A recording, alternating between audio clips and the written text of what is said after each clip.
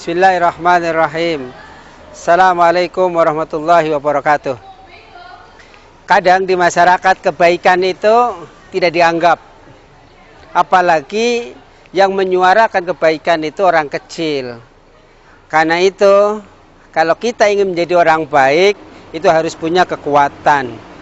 Itulah yang dimaksud setiap doa kita memohon warzuqna fihil jidda wal ijtihada wal quwwata wan nasat wa inna fihi minal fitan.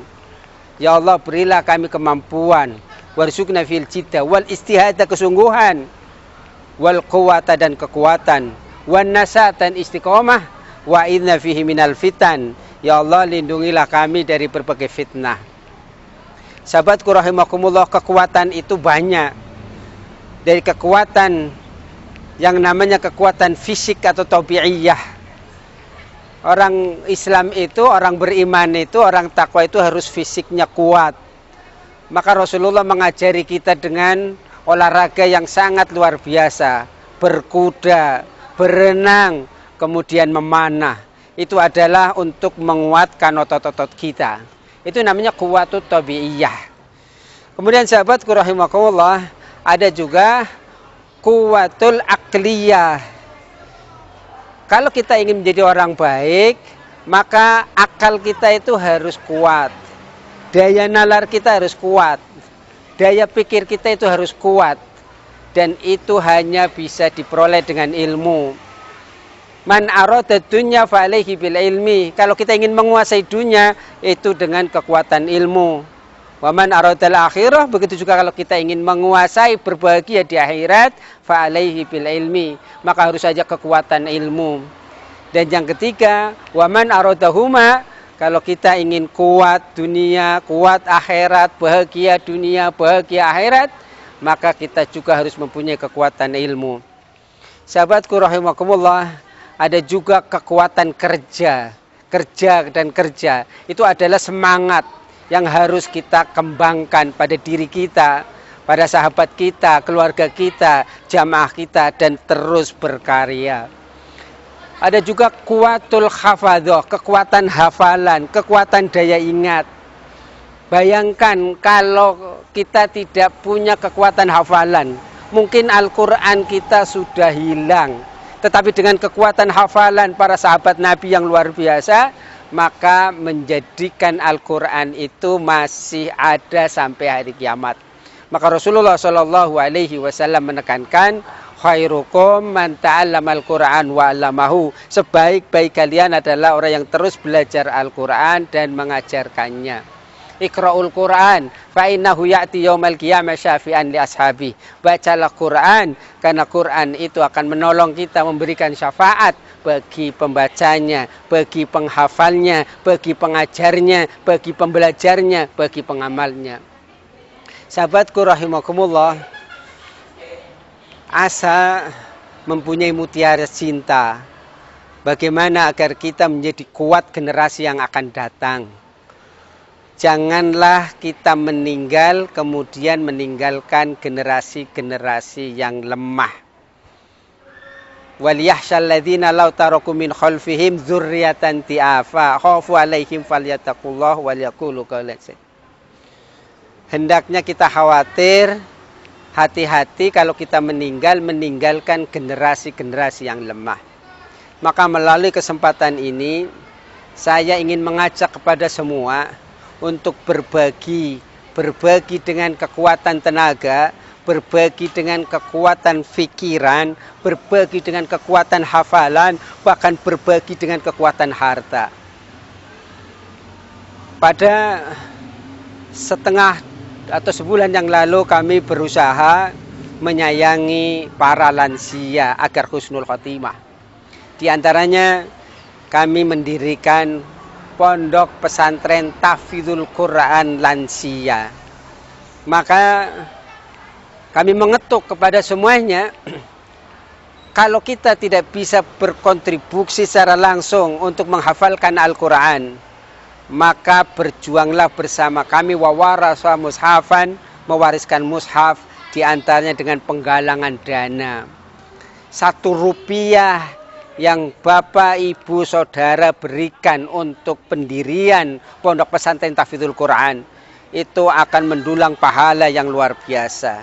Setiap santri-santri kami yang membaca huruf-huruf Al-Quran akan dilipat gandakan kebaikannya, bahkan 10 kali lipat.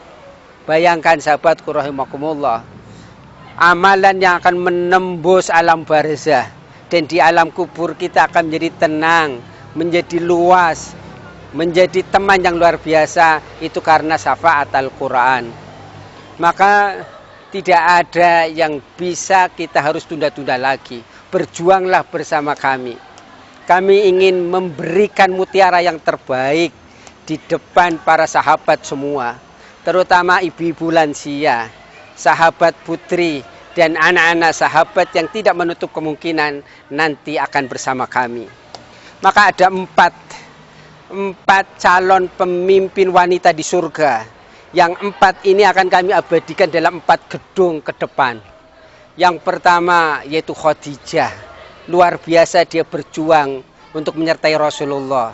Maka akan kami mutiara cinta Pondok Pesantren Tahfidzul Quran ini dengan gedung Khadijah. Hal ini untuk menguatkan para ibu khususnya, agar kita mempunyai jiwa seperti Khadijah. Ahli sedekah, ahli ilmu, kekuatannya luar biasa. Dia itu konglomerat, dia itu orang kaya. Tetapi kekayaannya bukan untuk berfoya-foya. Kekayaannya adalah untuk membantu Rasulullah berjihad, mengejar jihad, mencari cinta. Kemudian yang kedua, dan kami akan abadikan dalam gedung yang kedua untuk belajar tahfidzul Quran, adalah Fatimah. Fatimah bintu Rasulullah Shallallahu Alaihi Wasallam itu luar biasa. Dia itu ahli sedekah. Dengan sedekah yang terbaik akhirnya menjadi berkah. Yang ketiga, sahabatku rahimakumullah, kami ingin mengajak khususnya para ibu, remaja putri, dan semuanya agar kami meneladani Maryam bintu Imran.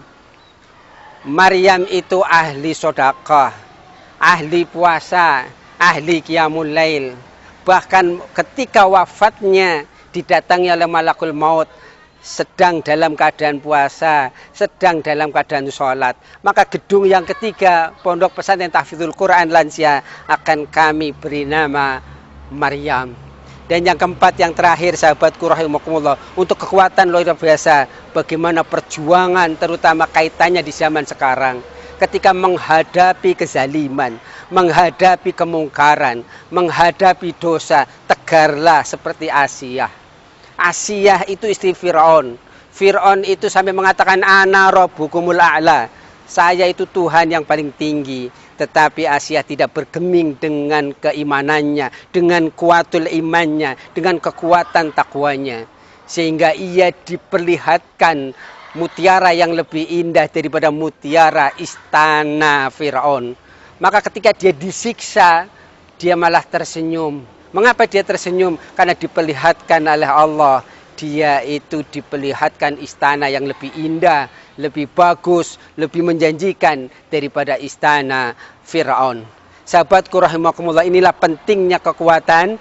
Maka untuk menghadapi masa depan yang luar biasa tantangannya, dengan kekuatan kita insya Allah akan menjadi orang-orang yang bahagia, bukan hanya di dunia, tapi utamanya bahagia di akhirat.